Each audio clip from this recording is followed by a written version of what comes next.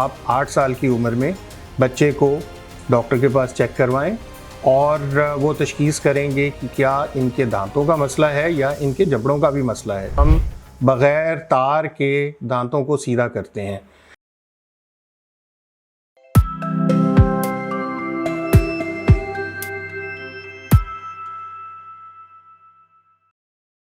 अस्सलाम वालेकुम जी। आज हम दांतों की मुख्तलिफ़ बीमारियों में से एक सबसे इम्पॉर्टेंट बीमारी जो है उसके बारे में डिस्कस करेंगे।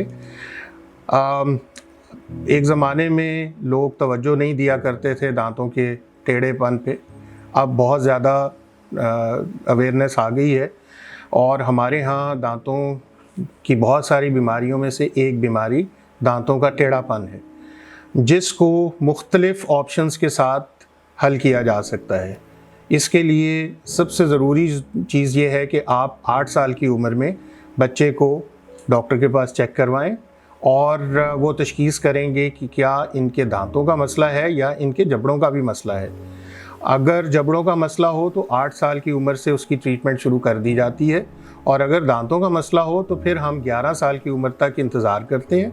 11 साल की उम्र में हम फिर ब्रेसेस प्लान करते हैं। ब्रेसेस हमारे पास 2 ऑप्शंस होती हैं, एक ट्रांसपेरेंट होते हैं और एक मेटालिक होते हैं। इसके अलावा आजकल एक लेटेस्ट ऑप्शन भी अवेलेबल है जिसको डेंटल अलाइनर्स कहा जाता है, जो कि रिमूवेबल अप्लायंस होती है और उसमें हम बग़ैर तार के दांतों को सीधा करते हैं।